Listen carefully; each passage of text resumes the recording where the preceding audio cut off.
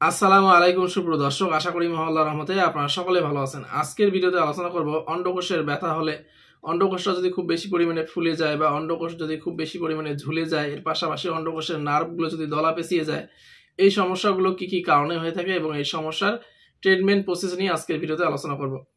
এই সমস্যা হলে আপনারা কি কি ওষুধ খাবেন, আপনাদের কি কি করণীয়, সেটা নিয়ে আজকের ভিডিওতে বিস্তারিত আলোচনা করার চেষ্টা করব।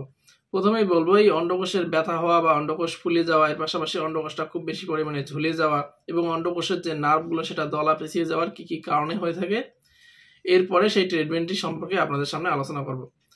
প্রথমে যে কারণটির কথা বলবো সেটি হচ্ছে, বিশেষ করে অনেকেই দেখা যায় যে খুব বেশি পরিমাণে কিন্তু হস্তমৈথুন করে থাকেন বা মাস্টারবেশন করে থাকেন। অনেকেই দেখা যায় যে 2-3 বছর বা 4 বছর ধরে হস্তমৈথুন করে আসতেছেন, নিয়মিত হস্তমৈথুন করে থাকেন, অনেকেই দিনে 2-3 বারের মতো হস্তমৈথুন করে থাকেন। এই সমস্যা মূলত তাদের ক্ষেত্রে বেশি হতে দেখা যায়। তাদের অন্ডকোষটা খুব বেশি পরিমাণে ঝুলে যায়, অন্ডকোষটা ফুলে যায়, কখনো বা অন্ডকোষের নার্ভগুলো দলা পেঁচিয়ে যেতে দেখা যায়, আবার অন্ডকোষে খুব তীব্র ব্যথা হতে দেখা যায়। কখনো বা এই অন্ডকোষের ব্যথাটা আস্তে আস্তে নামা পেটের দিকে আসে, অর্থাৎ নিচ পেটে ব্যথা করে। এই সমস্যাগুলো তাদের ক্ষেত্রে কিন্তু বেশি পরিমাণে হতে দেখা যায়। এর পাশাপাশি বিশেষ করে এই অন্ডকোষের ব্যথা হওয়ার পিছনে কিন্তু আরেকটা জিনিস খুব বেশি পরিমাণে দায়ী হয়ে থাকে। অনেকেই কিন্তু সেক্সুয়াল কিছু ড্রাগস সেবন করে থাকেন, অর্থাৎ সেক্সুয়াল কিছু ওষুধপত্র অনেকে সেবন করে থাকেন। বিশেষ করে অনেকেই ভায়াগ্রা ট্যাবলেট সেবন করে থাকেন, আবার কখনো অনেকেই টারালাফিন ট্যাবলেট সেবন করে থাকেন। সেক্ষেত্রেও কিন্তু এই অন্ডকোষটা খুব বেশি পরিমাণে চাপ পায় এবং অন্ডকোষটা খুব বেশি ব্যথা হয়, অন্ডকোষটা ফুলে যেতে পারে, অন্ডকোষটা খুব বেশি পরিমাণে ঝুলে যেতে পারে। এর পাশাপাশি কিছু গুরুত্বপূর্ণ রোগ কিন্তু এর জন্য দায়ী হয়ে থাকে। বিশেষ করে হার্নিয়ার সমস্যা হলে কিন্তু অন্ডকোষটা খুব বেশি ফুলে যায়, অন্ডকোষটা দলা হয়ে যায়, অন্ডকোষে দেখা যায় যে তীব্র ব্যথা করতে শুরু করে। হার্নিয়ার সমস্যাটা আসলে কি? হার্নিয়ার সমস্যা মূলত হচ্ছে আমাদের পেটের যে নাড়িভুড়ির অংশ সেটা আমাদের অন্ডকোষের একটা জায়গায় নেমে আসে এবং অন্ডকোষটা খুব বেশি ফুলে যায়, অন্ডকোষটা ঝুলে যায় এবং অন্ডকোষে তীব্র ব্যথা হতে দেখা যায়। এই হার্নিয়ার সমস্যা হলে এটা সম্পূর্ণ একটি আলাদা ব্যাপার, এটাকে অপারেশন করতে হয়। এ বিষয়ে আমার ভিডিও পরবর্তীতে আসবে, সেখান থেকে আপনারা দেখে নিতে পারবেন। এছাড়াও বিশেষ করে হাইড্রোসিলের সমস্যা যদি হয়ে থাকে, সেক্ষেত্রেও কিন্তু এই অন্ডকোষের একটা আলাদা লেয়ারে পানি জমে যায়, আপনারা স্ক্রিনে দেখতে পাচ্ছেন। সেক্ষেত্রে এই আপনার অন্ডকোষটা খুব বেশি ফুলে যেতে পারে, অন্ডকোষটা তীব্র ব্যথা করতে পারে, এর পাশাপাশি অন্ডকোষটা কিন্তু ঝুলেও যায়। এছাড়াও দেখা যায় যে যাদের ভেরিকোসিলের সমস্যা আছে, ভেরিকোসিলের সমস্যা বলতে আমরা আসলে কি বুঝি? ভেরিকোসিল হলো আমাদের অন্ডকোষে কিন্তু 2 ধরনের নালী থাকে। একটা হচ্ছে আমাদের অন্ডকোষে রক্তটা নিয়ে আসে, আর একটা হচ্ছে সেখান থেকে রিটার্ন নিয়ে চলে যায় এই রক্তটাকে। এই যে রিটার্ন নিয়ে যে চলে যায়, সেই যে রক্তের জালিকাগুলো আপনারা স্ক্রিনে দেখতে পাচ্ছেন, এটা খুব বেশি পরিমাণে ঝুলে যায়।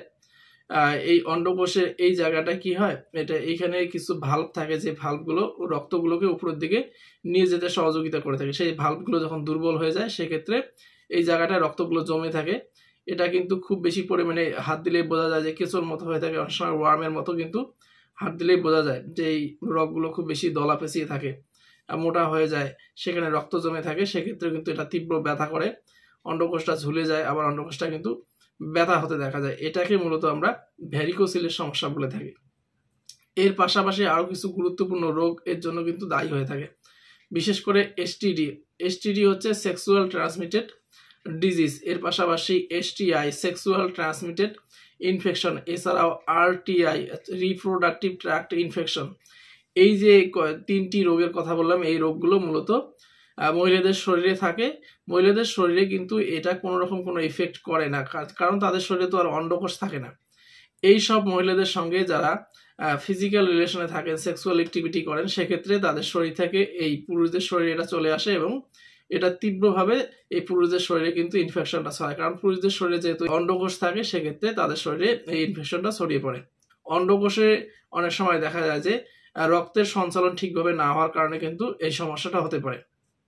এই রক্তের সঞ্চালন না হওয়ার কারণটা হচ্ছে, আমরা অন্ডকোষে অনেক সময় দেখা যায় যে আমরা কিন্তু প্যানটা নাভির নিচে পড়ে থাকি। সেক্ষেত্রে এই অন্ডকোষে আমাদের রক্তের সঞ্চালনটা ঠিকভাবে হয় না এবং এই অন্ডকোষটা খুব বেশি পরিমাণে ঝুলে যায়, ব্যথা করে। এছাড়াও অনেক সময় অন্ডকোষে যদি আপনার আঘাত লাগে, সেক্ষেত্রেও কিন্তু আপনার এই অন্ডকোষটা খুব বেশি পরিমাণে ফুলে যেতে পারে, ব্যথা হতে পারে, ঝুলে যেতে পারে। অনেক সময় বিশেষ করে গ্রামেগঞ্জের মানুষের যারা অধিক পরিমাণে সাইকেল চালিয়ে থাকেন, সেক্ষেত্রে কিন্তু অনেক সময় দেখা যায় যে তারা অন্ডকোষে ব্যথা পায় এবং অন্ডকোষটা খুব বেশি পরিমাণে ফুলে যায়, অন্ডকোষটা ব্যথা করে এবং অন্ডকোষটা ঝুলে যায়। এছাড়াও যারা খুব বেশি পরিমাণে কিছু ওষুধপত্র খেয়ে থাকেন, যে ওষুধগুলির সাইড এফেক্ট হিসেবে আপনার অন্ডকোষটা ফুলে যেতে পারে, অন্ডকোষটা ব্যথা হতে পারে। বিশেষ করে ব্যথানাশক ওষুধ যারা খুব বেশি পরিমাণে খেয়ে থাকেন তাদের ক্ষেত্রে কিন্তু আমরা দেখি যে অনেক সময় এই ব্যথানাশক ওষুধ অধিক পরিমাণে খাওয়ার কারণে তাদের অন্ডকোষটা ব্যথা করে, অন্ডকোষটা ফুলে যায়, অন্ডকোষটা ঝুলে যায়। আবার বিশেষ করে একটা জিনিস খুব বেশি পরিমাণে দায়ী হয়ে থাকে, যারা হচ্ছে পর্নোগ্রাফিতে আসক্ত, যারা খুব বেশি পরিমাণে পর্নোগ্রাফি দেখে থাকেন। পর্নোগ্রাফি দেখার কারণে কি হয়, শরীরটা খুব বেশি পরিমাণে উত্তেজিত হয় এবং এই পেনিসের মাথা দিয়ে কিন্তু দেখা যায় যে একটা আঠালো পদার্থ বেরিয়ে যায়। বিশেষ করে সেটা হচ্ছে টেস্টোস্টেরন হরমোন বেরিয়ে যায়। এই টেস্টোস্টেরন হরমোনের ঘাটতি যখন শরীরে অধিক মাত্রায় দেখা যায়, সেক্ষেত্রে কিন্তু এই অন্ডকোষটা ফুলে যায়, অন্ডকোষটা ব্যথা হতে পারে, অন্ডকোষটা খুব বেশি পরিমাণে ঝুলে যায়। এই সমস্যাটা আসলে বিভিন্ন কারণে হতে পারে, যে কোনো কারণে হয়ে থাকে এই সমস্যাটা, কিন্তু ট্রিটমেন্টটা খুব বেশি গুরুত্বপূর্ণ এবং খুব বেশি সেন্সিটিভ। অন্ডকোষের যে কোনো সমস্যা হলে এটা কখনোই কিন্তু হালকাভাবে নেওয়ার মতো কোনো বিষয় নয়। অন্ডকোষের ব্যথা হলে আপনারা অবশ্যই একজন ইউরোলজি বিশেষজ্ঞ ডাক্তারকে দেখাবেন এবং দেখিয়ে এটাকে আল্ট্রাসাউন্ড পরীক্ষা করে আপনার কিন্তু এই অন্ডকোষের ট্রিটমেন্টটা করতে হবে। কারণটা হচ্ছে অন্ডকোষের ব্যথায় কিন্তু বিভিন্ন ধরনের কারণে এটা হতে পারে। অন্ডকোষের যতক্ষণ পর্যন্ত না আমরা এক্স্যাক্টলি কি কারণের জন্য আপনার এই ব্যথাটা হচ্ছে সেটা যতক্ষণ পর্যন্ত আমরা শনাক্ত করতে পারবো না, কি কারণে হচ্ছে সেটা নির্ণয় করতে পারবো না, ততক্ষণ কিন্তু এটার সঠিক কোনো ট্রিটমেন্ট করা আসলে সম্ভব নয়। অন্ডকোষের ব্যথা হলে অবশ্যই আমি বলবো আপনারা একজন ইউরোলজি বিশেষজ্ঞ ডাক্তার দেখাবেন। ডাক্তার দেখিয়ে এটাকে আল্ট্রাসাউন্ড পরীক্ষা করে কি কারণে আপনার ব্যথাটা হচ্ছে সেটাকে সঠিক ডায়াগনোসিস করার মাধ্যমে কিন্তু এটাকে আপনাদের ট্রিটমেন্ট করতে হবে। প্রথমে আমি তারপরেও বলে দেব প্রাথমিক কিছু চিকিৎসা কিন্তু আপনারা করতে পারেন। প্রাথমিক চিকিৎসার মধ্যে আমি বলবো খুব বেশি ব্যথা হলে আপনারা ব্যথানাশক ওষুধ খেতে পারেন। এক্ষেত্রে আমরা বলবো যে আপনারা স্ক্রিনে দেখতে পাচ্ছেন জিরোডোল এমআর ট্যাবলেট। এই ট্যাবলেটটি কিন্তু আপনারা একটা করে দিনে 3 বার খাওয়া দাওয়ার পরে পরে ব্যথা হলে খেতে পারেন। এর পাশাপাশি একটা অ্যান্টিবায়োটিক আপনারা খেতেই পারেন। এইটা হচ্ছে আপনারা স্ক্রিনে দেখতে পাচ্ছেন ক্লাভাম 625 ট্যাবলেট। এই ক্লাভাম 625 ট্যাবলেটের মধ্যে যে প্রিপারেশনটি দেওয়া থাকে সেটি হচ্ছে অ্যামোক্সাসিলিন পটাশিয়াম ক্লাবনেট 625 মিলিগ্রাম। এটা কিন্তু সকালে একটা রাতে একটা করে খাওয়া দাওয়ার পরে পরে আপনারা 7 দিন খেতে পারেন। আবার অনেক সময় আমরা কিন্তু এটা 10 দিনও খেতে দিয়ে থাকি। এর পাশাপাশি এই ওষুধগুলি খেলে অনেক সময় দেখা যায় যে অনেকের গ্যাস্ট্রাইটিসের প্রবলেম হয়ে যায়, খুব বেশি গ্যাস হয়ে যায়, সেক্ষেত্রে একটা গ্যাসের ওষুধ আপনারা খেতে পারেন। এক্ষেত্রে আমি প্রথমে যে ওষুধটির কথা বলবো আপনারা স্ক্রিনে দেখতে পাচ্ছেন প্যান্টোসিড 40 বা এইদিকে আপনারা স্ক্রিনে দেখতে পাচ্ছেন প্যান 40 ট্যাবলেট। এই দুটির মধ্যে যে প্রিপারেশন দেওয়া থাকে সেটা হচ্ছে প্যান্টোপ্রাজল 40 মিলিগ্রাম। এটা কিন্তু আপনারা সকালে একটা রাতে একটা করে খাওয়ার আধ ঘন্টা আগে আগে টানা যে কয়দিন আপনারা অ্যান্টিবায়োটিকটি খাবেন, অর্থাৎ 7 দিন যদি খেয়ে থাকেন সেক্ষেত্রে এটা আপনাদের 7 দিন খেতে হবে। যদি 10 দিন খান সেক্ষেত্রে আপনাদের কিন্তু এই ওষুধটাও 10 দিন খেতে হবে।